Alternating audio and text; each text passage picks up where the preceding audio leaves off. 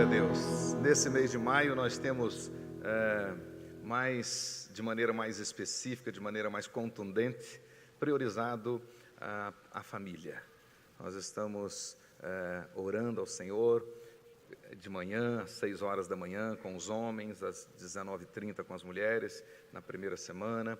Todas as quintas-feiras deste mês de maio, oração específica pelas famílias, uma mensagem também específica em relação às famílias, aos domingos também. E hoje vou seguir com esse nosso propósito. A ideia é trazer uma palavra do Senhor para o seu coração, para o meu coração, a respeito da família. Hoje eu de fato quero tratar com os irmãos de maneira muito objetiva a respeito de Jesus na nossa casa. Então, Jesus na minha casa, Jesus na sua casa, e entendo que aí está de fato o segredo da vitória, o segredo da felicidade que nós tanto desejamos, da harmonia, da luz, das bênçãos que nós tanto queremos em nossas famílias. De fato, Jesus, pelo lado de dentro, certamente nossa família vai bem, pelo lado de fora vai mal. Então, como disse o poeta, Deus fez os rios, as serras, o homem, e não deixou nada faltar, mas o homem criou asas e na maioria das casas Deus não pode entrar. E esse tem sido um grande problema, talvez o principal problema. Jesus do lado de fora. E hoje eu quero falar a respeito de Jesus na nossa casa. Abra a sua Bíblia no Evangelho de Jesus segundo Lucas, no capítulo 8, versículos 26 até o versículo 56. Lucas, capítulo 8, versículos 26 até o versículo 56. Quero convidar os irmãos a acompanharem atentamente essa leitura. E observe isso do seu lado, tem alguém que porventura não tem a Bíblia, ou não a trouxe, compartilhe com ele a leitura. E depois da leitura permaneça com o texto aberto, para nós podermos tirar as lições que o Senhor já preparou na eternidade para nós. Diz assim a palavra de Deus, a partir do versículo 26 do capítulo 8 de Lucas. Então, rumaram para a terra dos Gerazenos, fronteira da Galileia. Logo ao desembarcar, veio da cidade ao seu encontro um homem possesso de demônios, que havia muito não se vestia, nem habitava em casa alguma, porém vivia nos sepulcros.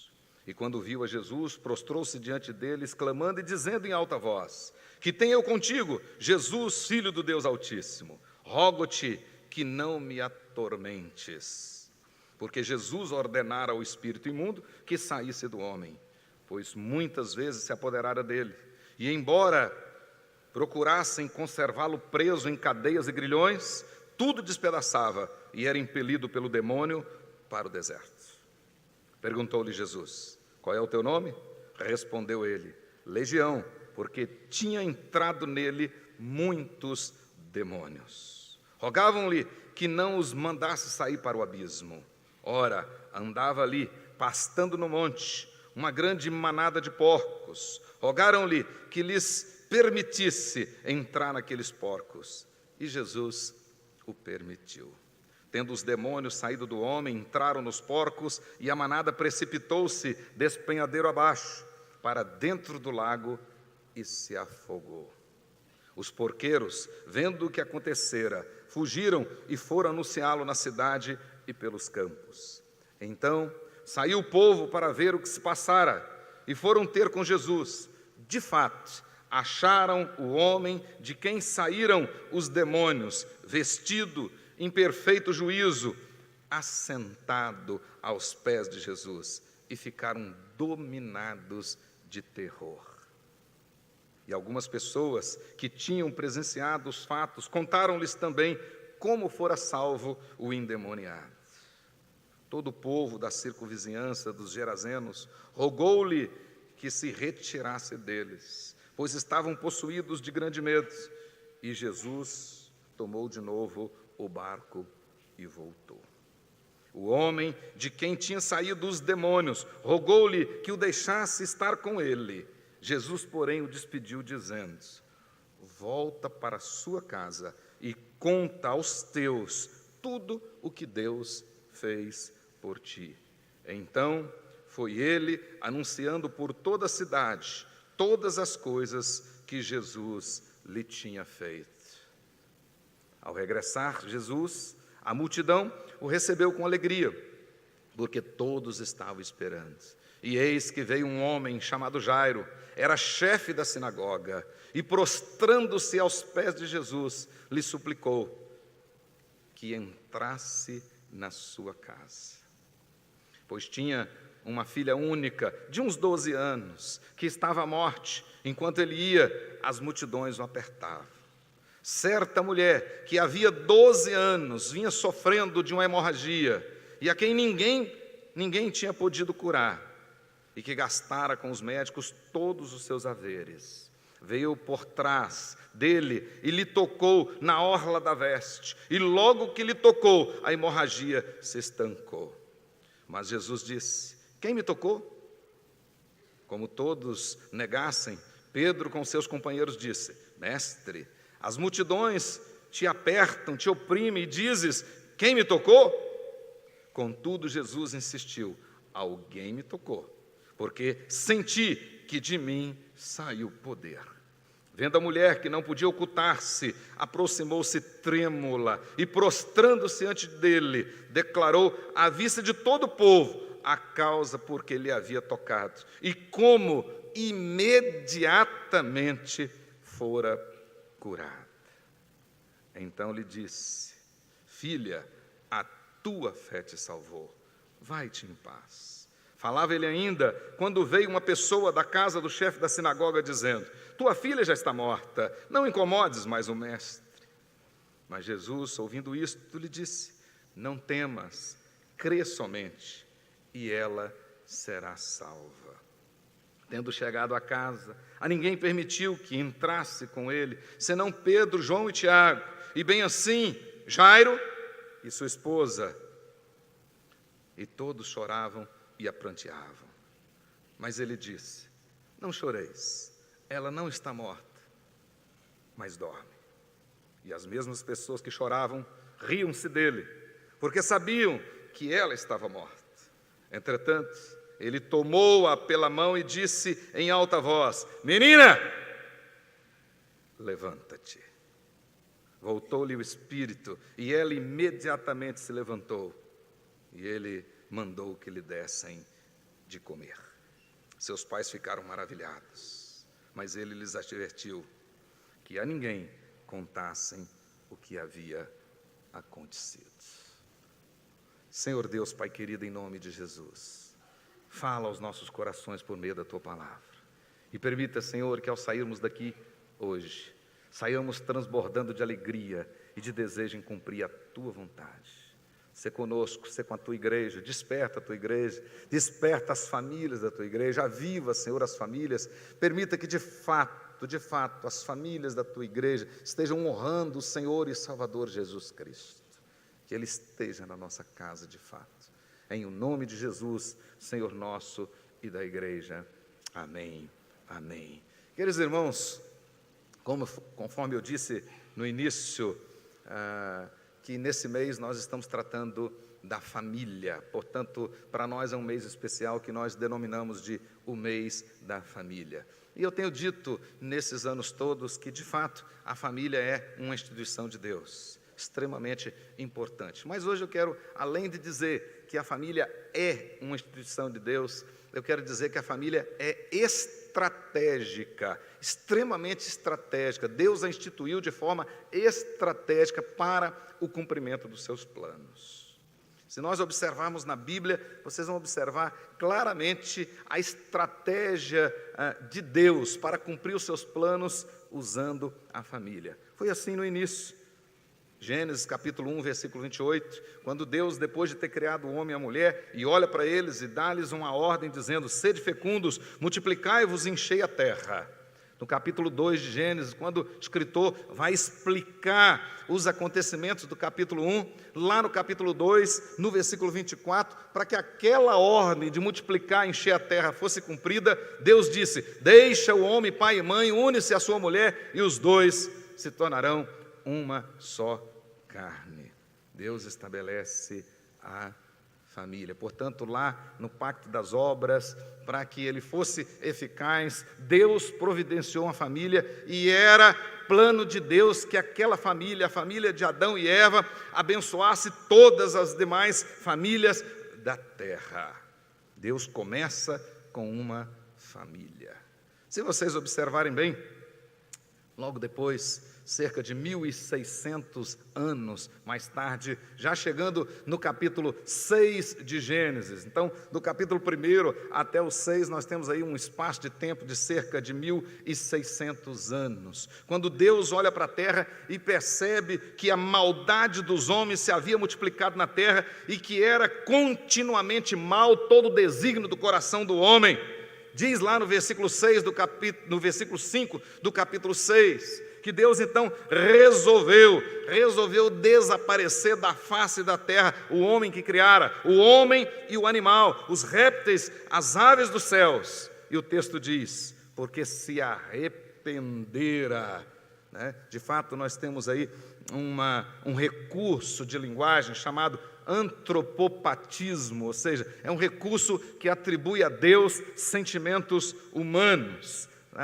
Na Bíblia é muito comum isso, e também é comum na Bíblia aparecer um outro recurso chamado antropomorfismo, que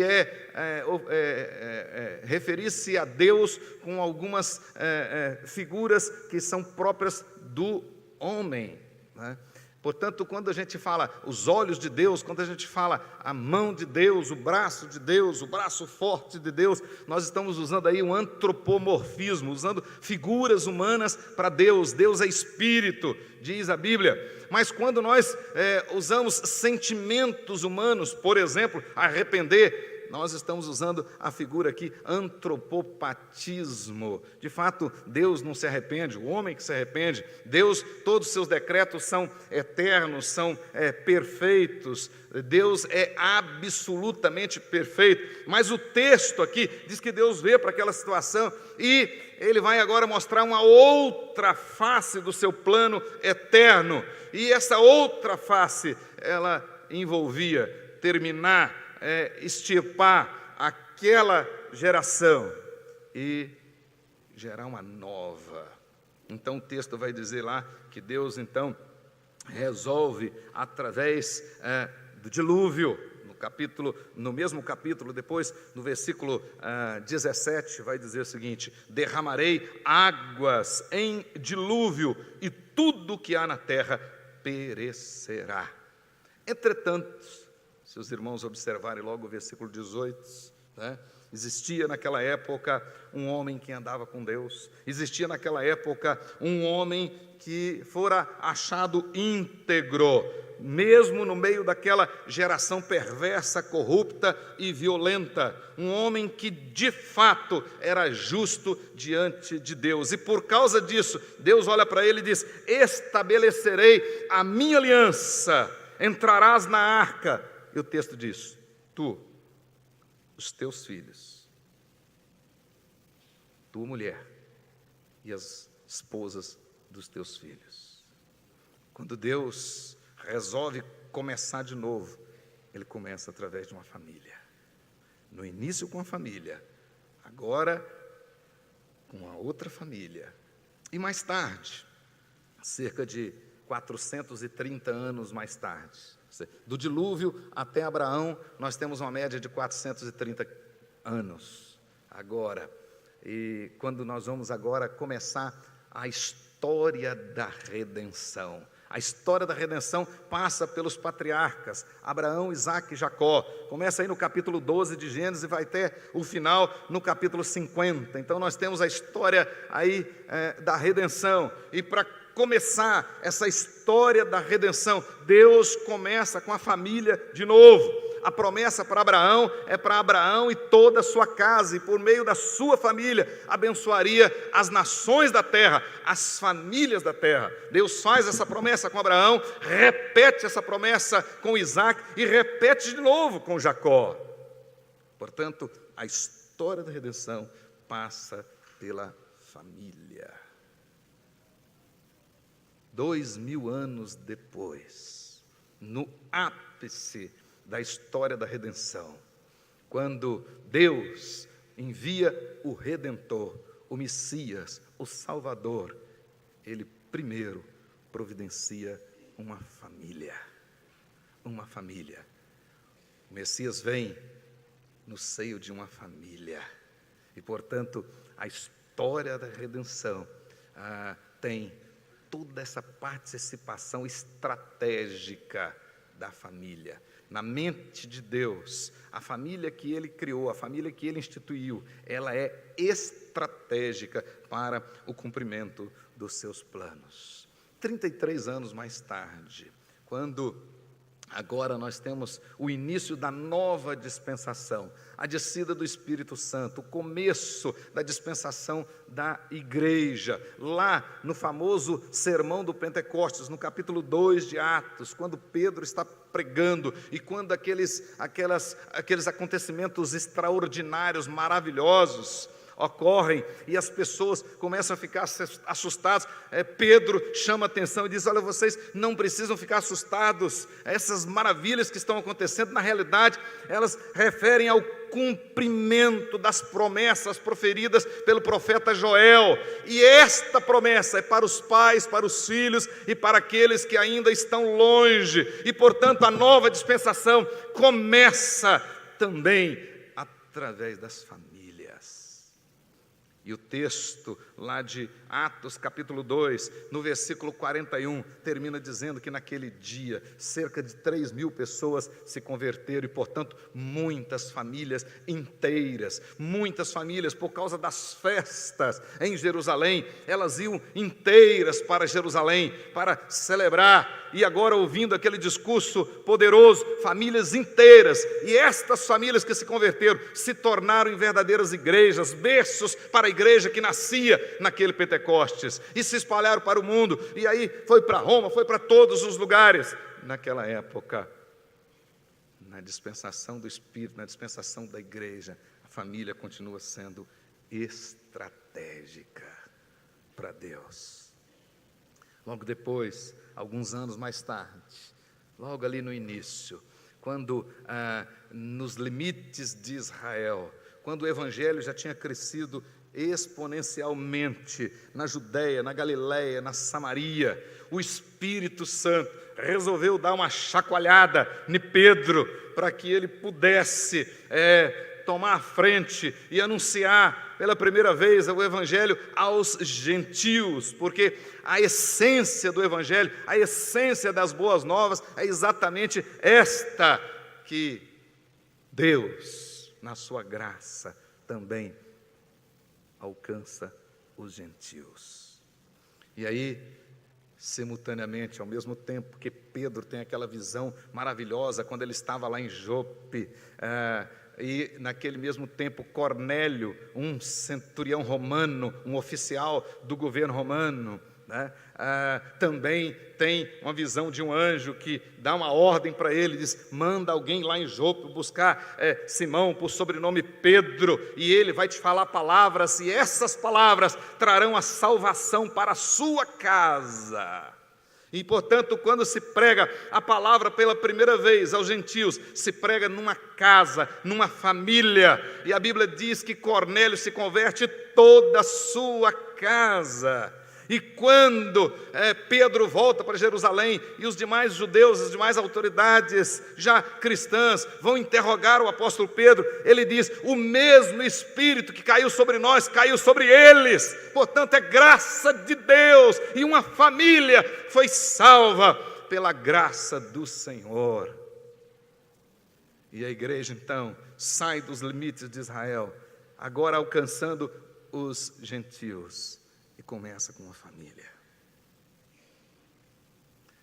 Mais tarde, um pouquinho mais tarde, Quando o apóstolo Paulo, na primeira viagem, e vai saindo para a região da Ásia Menor, e tinha o desejo de concentrar mais naquela região, de repente ele tem uma visão, e um varão macedônio diz: passa a Macedônia, nos ajuda. E ele entra então na Europa pela primeira vez, e quando o evangelho chega na Europa pela primeira vez, ele chega numa casa, numa família.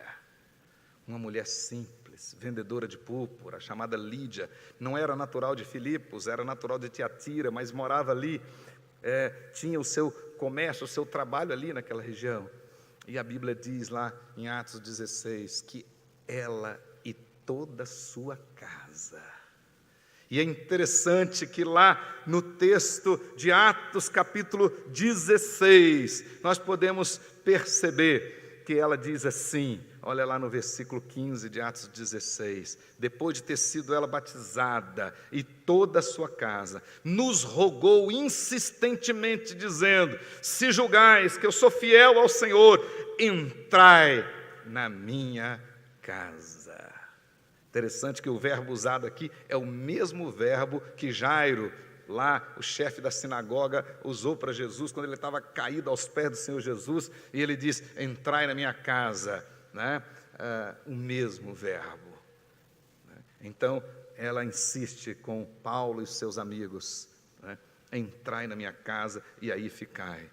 E o texto termina dizendo: e nos constrangiu a isto.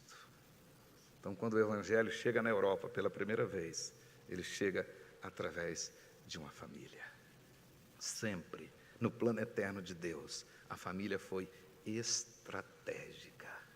E é aqui que eu quero chegar. Por isso que não existe nenhuma entidade no mundo hoje mais vilipendiada, mais atacada do que a família. Satanás, mais do que nós, sabe disso. E é por isso que ele tem procurado, de todas as maneiras, por todos os meios, tentar de alguma forma destruir as famílias, semear confusão nas famílias, porque ele sabe que além da família ser obra de Deus, criação de Deus, instituição de Deus, ela é estratégica para Deus, é estratégica. Calvino dizia que a igreja é uma família de famílias. Nós temos repetido isso, que nós somos uma família de famílias. Uma igreja forte é uma igreja que tem famílias fortes. De fato, uma sociedade forte é uma sociedade que protege a família, é uma sociedade que tem famílias fortes. Não é à toa que já desde os tempos antigos, desde os clássicos da sociologia,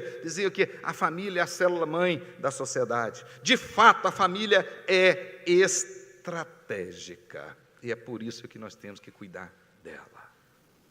E nós aprendemos aqui, agora na última quinta-feira, que esta família estratégica, esta família que Deus criou, que Deus instituiu, esta família, Deus tem para ela propósitos maravilhosos. De fato, Deus quer que essa família seja uma família saudável. De fato, o desejo de Deus é ter uma grande família de filhos parecido com o seu filho Jesus. Esse é o desejo do Senhor. Essa é a promessa que Ele fez para Abraão. E é por isso que Abraão é pai de todos os que são da fé. E nós então somos filhos de Abraão porque somos da fé. Essa é a verdade, e o desejo de Deus é que essa família experimente harmonia, que essa família experimente felicidade, que essa família experimente saúde em todos os sentidos.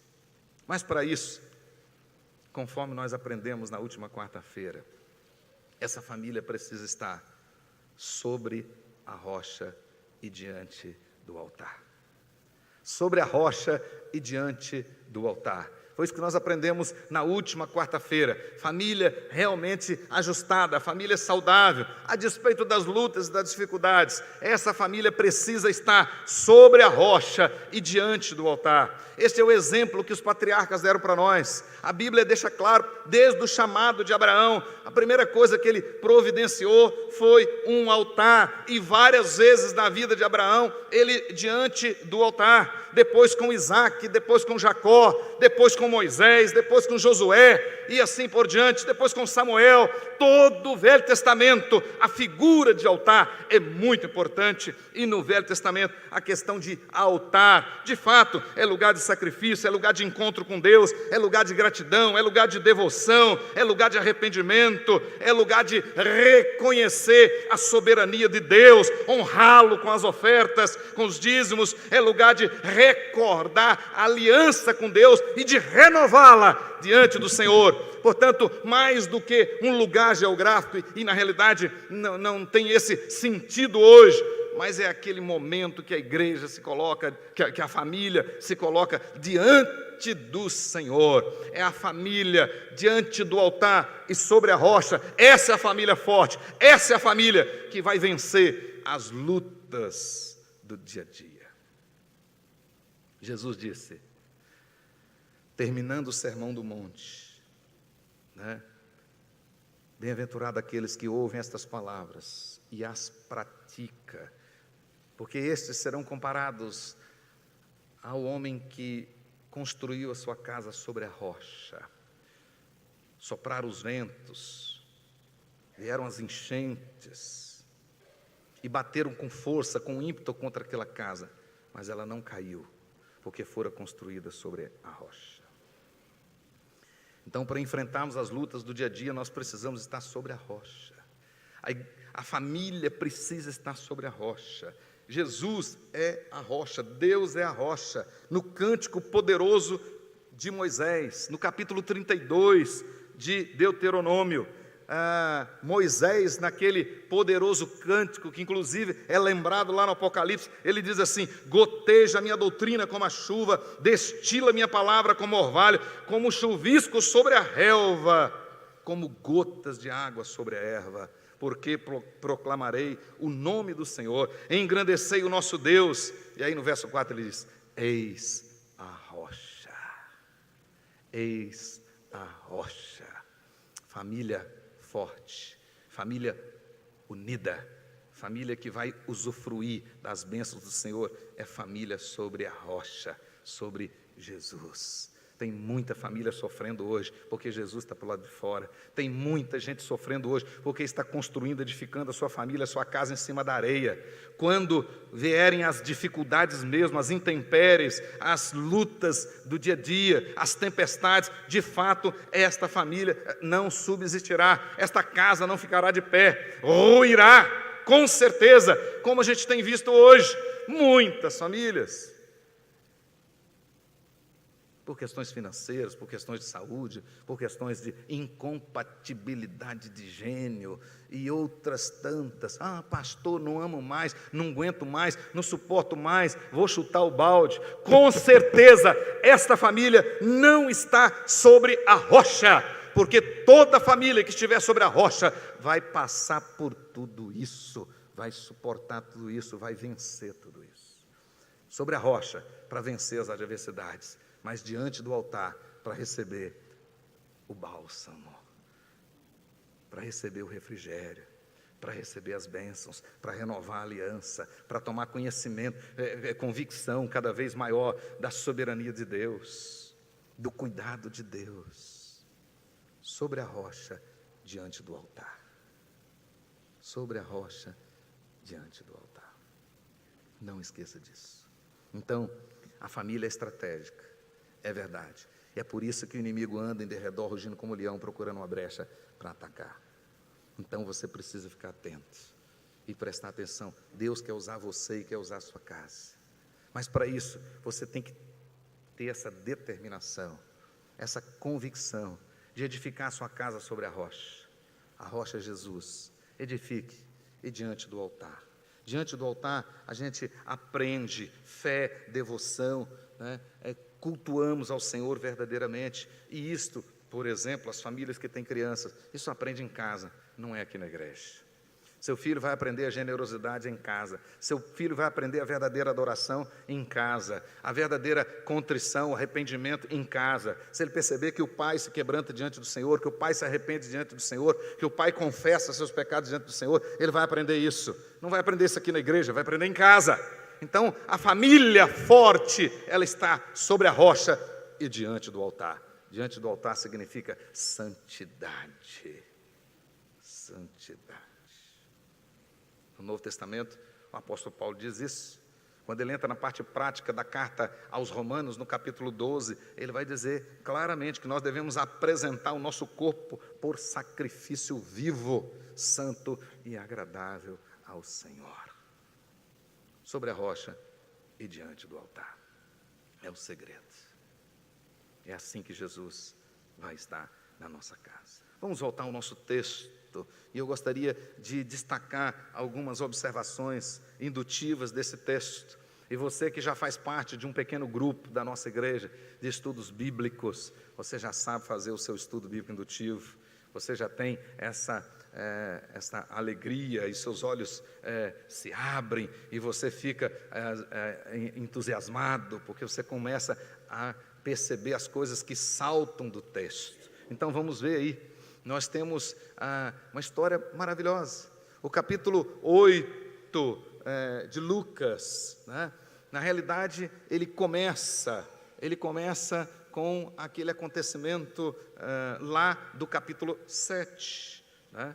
Quando aquela mulher pecadora, quando Jesus foi convidado para um jantar, o texto diz que ele foi convidado para um jantar na casa de um fariseu, e quando Jesus estava lá se preparando para o jantar, de repente ele e todas as pessoas que estavam naquela casa foram surpreendidos com uma mulher que o texto diz pecadora, talvez prostituta, adentra e cai aos pés do Senhor Jesus e começa a chorar intensamente, numa atitude clara de arrependimento, se abrindo diante do Senhor, verdadeiramente diante do altar, e ela se derramava e chorava, e com as suas próprias lágrimas lavava os pés do Senhor Jesus, e com seus próprios cabelos enxugava.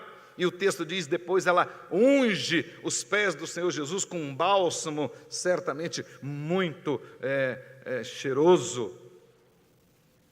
E o texto diz que Jesus perdoa os pecados daquela mulher e manda ela voltar para casa, dizendo que ela estava salva. Ele manda ela voltar para casa.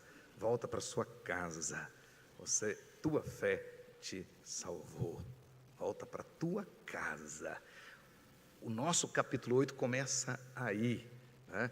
Com Jesus curando uma mulher, Jesus realmente, aquela mulher oprimida pelos seus pecados, aquela mulher que não aguentava mais o peso dos seus pecados, que queda-se diante do Senhor Jesus, agora ela é absolutamente libertada daquele peso, e ela pode agora voltar para a sua casa. O capítulo 8 começa, e agora nós temos aí, depois que Jesus dá alguns ensinamentos, conta algumas parábolas, ele entra no barco para passar para o outro lado do lago, e nesse momento ele estava muito cansado, ele dorme, mas vem um vendaval, um vento forte, e gera uma tempestade. De repente a água começa a entrar naquele barco, e todos começam a ficar apavorados e com medo de morrer. Desperta Jesus, o texto diz que Jesus dá ordens para o vento e acalma o mar, acalma o lago, e de repente, naquela calmaria,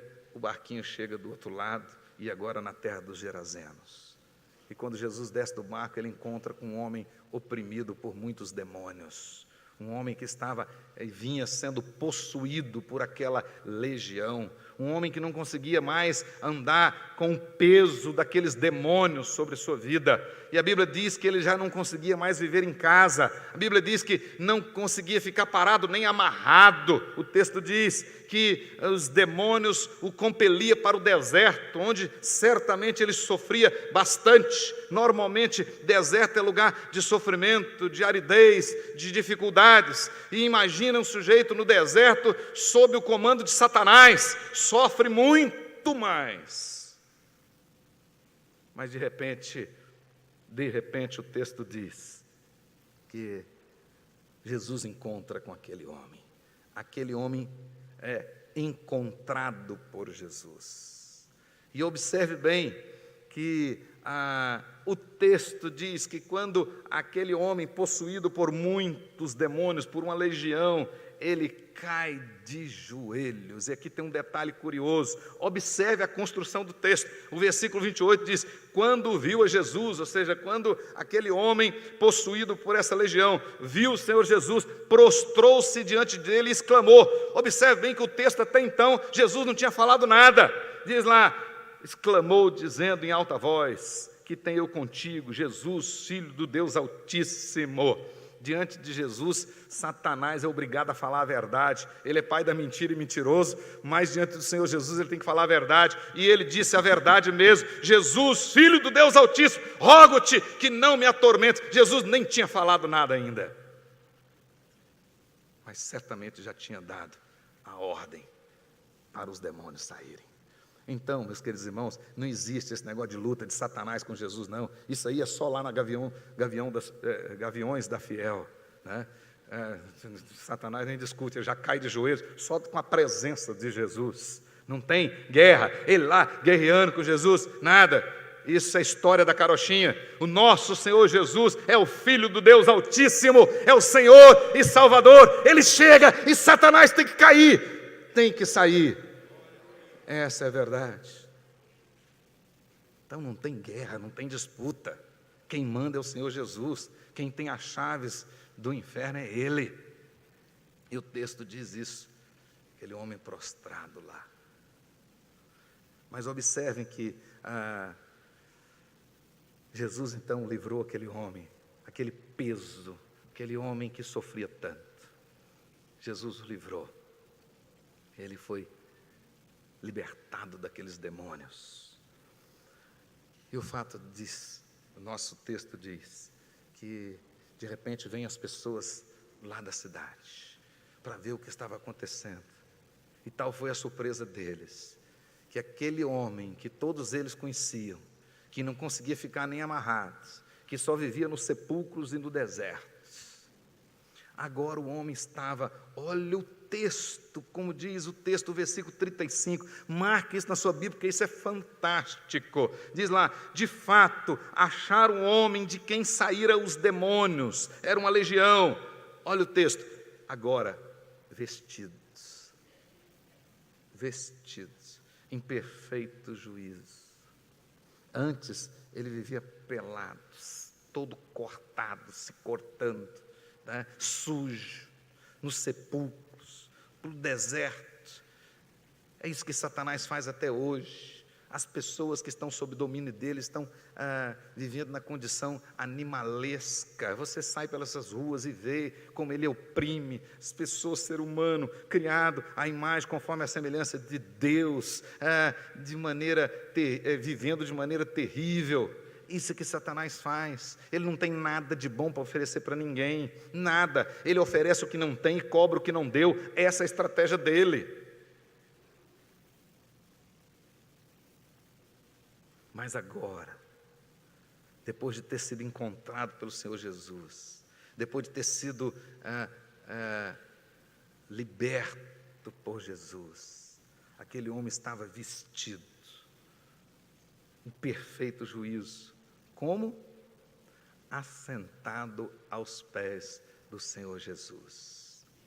Assentado aos pés do Senhor Jesus. Aquela mulher pecadora, aquela mulher sobrecarregada de pecados, estava onde? Aos pés do Senhor Jesus. Esse ex-endemoniado estava onde? Aos pés do Senhor Jesus. Mas o texto termina essa parte dizendo que quando os moradores daquela terra, preocupados com seus prejuízos, né, preocupados com os lucros dos seus porcos, etc., né, preferiram expulsar Jesus. Muitas famílias hoje, preocupadas com ganho material, correndo atrás do vil metal, preferem excluir Jesus, preferem mandar Jesus embora, deixar Jesus para o lado de fora. Aquela região de Gadara pediu Jesus para ir embora. Jesus significava prejuízo para eles. E Jesus vai. E de repente aquele homem, ex-endemoniado, chega para Jesus e pede: Senhor, deixa eu ir com vocês, gostaria de continuar. Jesus disse: não, você tem uma missão muito mais importante. O que é que Jesus disse? A mesma coisa que tinha dito para aquela mulher pecadora. Jesus vai dizer para ele: volta para a sua casa, e conta aos teus tudo que Deus fez por ti. Volta para a sua casa. Jesus é Deus e sabe da estratégia para a família, da estratégia divina para a família. Volta para casa. Jesus então sai dali, vai andando, e de repente o texto diz que ele encontra um homem, chefe da sinagoga, um judeu religioso, que passou um aperto muito grande. Sua filha é muito doente. E naquele momento de desespero, quase todos os pais ou mães agem dessa maneira. Você vendo um filho doente, um filho à beira da morte, você fica desesperado, você faz qualquer coisa. Aquele homem fez isso. Ele, naquele momento, engoliu o seu preconceito, naquele momento ele engoliu o seu medo, o medo de alguém ou de alguma outra autoridade, as demais autoridades do templo, ele não quis nem saber. Ele foi ao encontro do Senhor Jesus. E diz-nos o texto que eis que veio um homem chamado Jairo, era chefe da sinagoga. E o que ele fez? Mais uma vez o texto repete, pela terceira vez, quem está nos estudos bíblicos aí, terceira vez o texto vai aparecer: prostrando-se aos pés de Jesus. Marque aí na sua Bíblia, porque eu disse que o segredo da família é sobre a rocha e diante do altar. Prostrado aos pés do Senhor Jesus, diz o texto, lhe suplicou, na nossa versão diz lá, que chegasse até a sua casa, mas aí aparece o mesmo verbo lá de Atos capítulo 16, e é o mesmo verbo também que Jesus usa lá no seu sermão escatológico, quando o Senhor, no dia que ele dividir os cabritos das ovelhas, e ele vai dizer: entrem no gozo do meu Senhor. De fato, a palavra que aparece aí significa vir para dentro, entrar, literalmente. Então, o que Jairo suplicou não é simplesmente que Jesus fosse até a casa dele, mas que Jesus entrasse na casa dele. Isso é que ele pediu: entre na minha casa. Ele estava pedindo. E ele disse, ele tinha uma filha mais ou menos de 12 anos, e que estava à morte. E ele começa a conversar com Jesus, e Jesus andando, indo em direção à casa dele.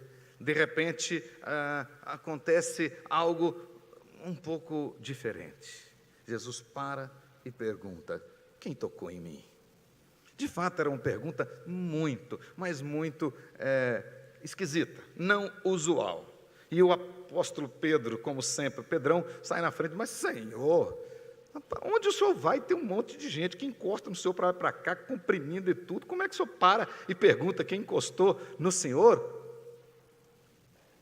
Jesus disse: não foi qualquer esbarrão, não foi um encostar normal, não. Eu senti que alguém encostou em mim e de mim saiu poder. E sai poder do nosso Senhor Jesus. E ele perguntou, e aquela mulher ficou constrangida, não conseguiu segurar aquilo, ao ponto de chegar, e o texto diz, olha aí no versículo 47, de novo, e marque na sua Bíblia: voltando a mulher, não podia ocultar-se, aproximou-se trêmula, e o que aconteceu? Prostrou-se aos pés de Jesus, e declarou à vista de todo o povo a causa que lhe havia tocado, e como, marque na sua Bíblia, imediatamente fora curada. A mulher estava sofrendo há 12 anos. E agora, bastou tocar no Senhor Jesus, e imediatamente ficou curada. Onde ela estava? Aos pés do Senhor Jesus. O que ela ouviu? Jesus disse: filha, a tua fé te salvou. E o que ele termina? Vai-te em paz. Para onde? Para casa. O que aquela mulher mais queria era voltar para casa. Essa doença dela, segundo a lei levítica, era realmente uma doença extremamente ingrata. Nós não temos noção, irmãos, nossa cultura é outra. Mas essa mulher sofria de um fluxo de sangue e, portanto, ela era considerada diuturnamente contaminada. Ninguém podia encostar nela, ninguém podia sentar no lugar onde ela tinha sentado. Portanto, já há 12 anos, essa mulher tinha perdido o convívio familiar. Essa mulher não podia cozinhar, essa mulher não podia fazer os afazeres da casa normalmente. Não podia. Qualquer lugar que ela encostasse, onde ela estivesse, seria considerado impuro, contaminado. E tinha então todo um ritual para ser purificado. Há 12 anos, aquela mulher já tinha perdido o convívio familiar. Portanto, agora, quando Jesus disse para aquela mulher que ela estava salva, que realmente ela estava curada, e além da cura tinha recebido a salvação, ele disse: vá. Para onde? Para casa. Mais uma vez, aos pés do Senhor Jesus. Vá para casa. O texto vai se desenvolvendo. E quando nós chegamos aí no versículo 49, diz que Jesus volta a andar com Jairo em direção à casa dele, conversando, e de repente chega uma pessoa vindo lá da casa do chefe da sinagoga e diz assim: olha, a tua filha já está morta, não incomodes mais o mestre. Tua filha já está morta, não incomode mais o mestre. O escritor aqui não relata para nós o semblante de Jairo. Eu posso ficar imaginando, depois daquele esforço todo, daquela correria, e agora chega alguém e você precisa de incomodar mais o mestre, a sua filha já morreu. Mas aqui tem um detalhe: ninguém que vai a Jesus perde a viagem. Põe isso no seu coração, você que veio aqui hoje. Você não veio aqui à toa. Não, você poderia, humanamente falando, estar em outros lugares. Poderia sim, qualquer um de vocês. Mas o Espírito Santo te trouxe aqui. E ninguém vai a Jesus à toa. Jairo não perdeu a viagem. Aqueles homens acharam que sim. Pode parar de incomodar o mestre, sua filha já morreu. Não adianta mais. Só que Jesus interceptou e disse: nada disso, Jairo, não dê ouvidos aí para os incircuncisos aí não, para os mensageiros de Satanás. Não temas, crê somente. Não temas, crê somente. Ela será salva. Muitas vezes na vida da gente, a gente pensa em desistir. Muitas vezes, pessoas ficam soprando aos nossos ouvidos: não vai dar certo, isso não deu, Deus esqueceu de você, isso, aquilo, outro. Ninguém que com sinceridade de coração vai a Jesus, volta de mãos vazias. Ninguém. E é por isso que Jesus olha para Jairo e diz: Jairo, não temas, Jairo. Crê somente. E nesse íntere, chegaram à casa de Jairo. E aí, o pedido que ele tinha feito lá atrás, se cumpre agora. Lá atrás, ele tinha prostrado aos pés do Senhor Jesus e pediu para Jesus entrar na casa dele. E agora Jesus vai e entra na casa dele.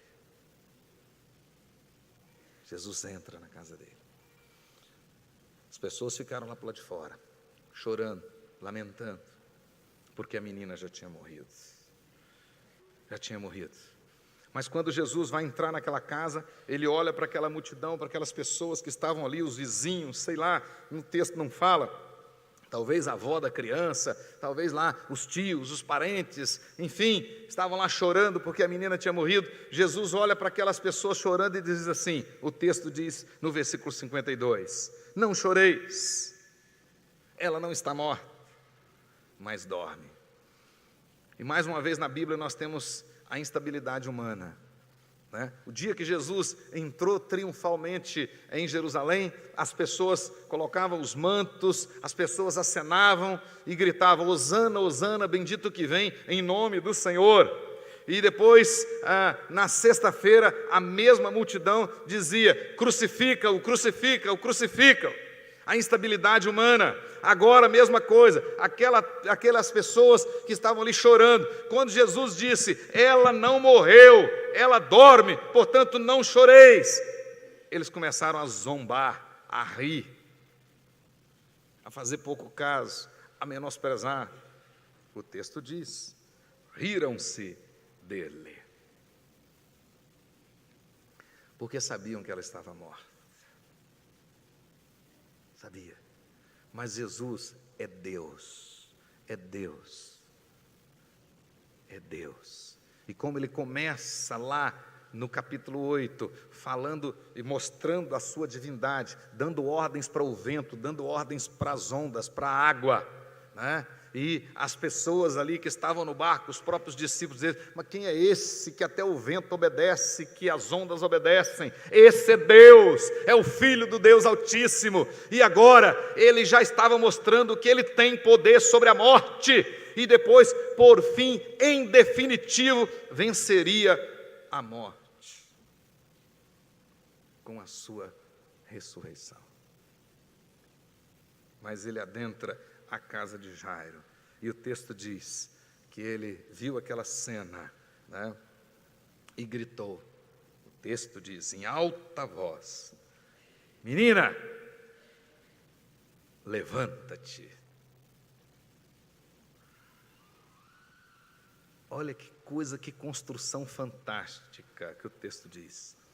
A menina se levantou e o próprio Jesus a tomou pela mão. Isso ele faz até hoje. Nos toma pela mão. Ele mesmo tomou pela mão. Ele mesmo. Olha que coisa maravilhosa. E depois ele mandou que a menina fosse alimentada. O texto diz: voltou-lhe o espírito e ela imediatamente se levantou. E ele mandou que lhe dessem de comer. Meus queridos irmãos, esses 3 textos que eu li no capítulo 8 de Lucas mostra pessoas aos pés do Senhor Jesus recebendo bênçãos para toda a família. Para toda a família. Jesus entrou na casa de Jairo e hoje pode entrar na sua casa. Eis que estou à porta e bato, disse Jesus. Quem ouvir a minha voz e abrir a porta, eu entrarei, cearei com ele e ele comigo. Solução para tudo na sua vida é Jesus na sua casa. Se tem muita confusão lá, está faltando Jesus. Se tem muita escassez, está faltando Jesus. Se tem muita incompreensão, está faltando Jesus. Se tem muito rancor, muita mágoa, está faltando Jesus. Com certeza. Jesus na sua casa é o segredo. Família sobre a rocha, diante do altar. Jesus na sua casa. Feche os seus olhos, pense nisso. Pense nisso.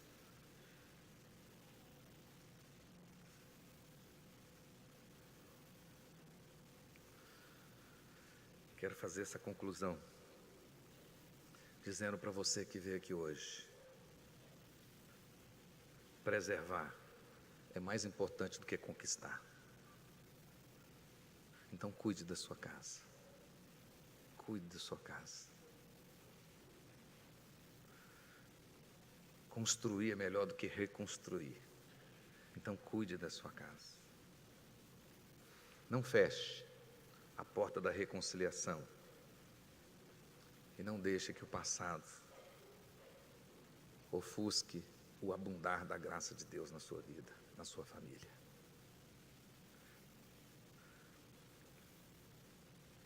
das grandes bênçãos na casa lá, da parábola do filho pródigo, é que aquele pai da parábola não fechou o coração para a reconciliação. E por isso ele pôde ter festa de novo na sua casa. Não feche o seu coração para a reconciliação. Não feche.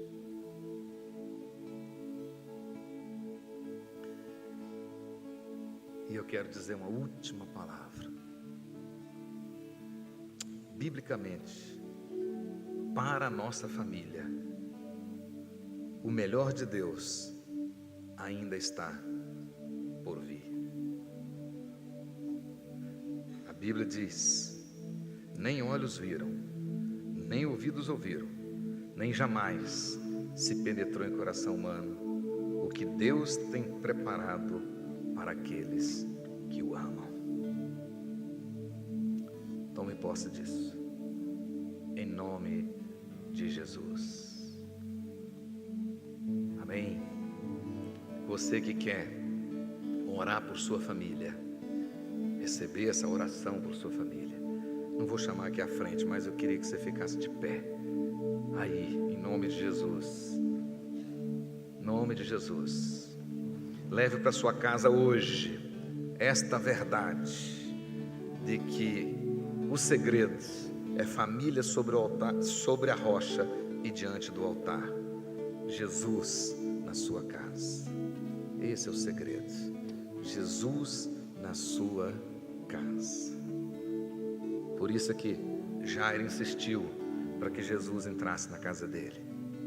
Por isso que Lídia insistiu para que o apóstolo entrasse e ficasse na casa dela.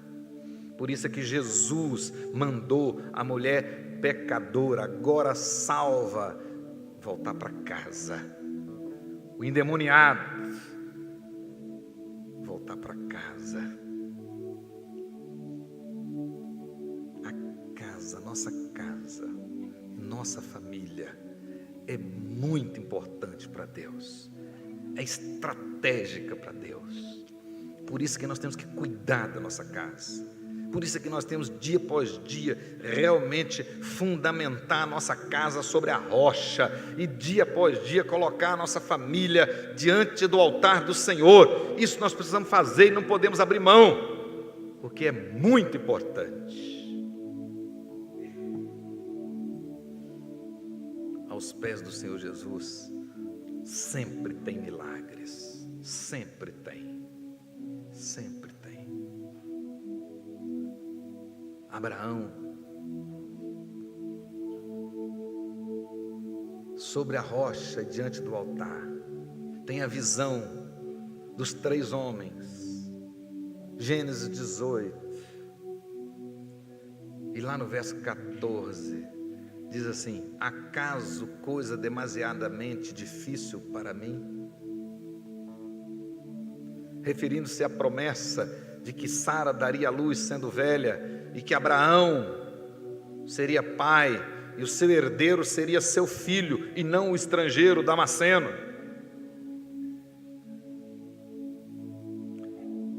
E o anjo disse: daqui 1 ano eu vou voltar, e Sara terá dado à luz a um filho. E ele voltou, e ela deu à luz a um filho. Não há nada demasiadamente difícil para Deus. Se a sua família estiver sobre a rocha e diante do altar, se Jesus estiver na sua casa, de fato, tome posse das bênçãos.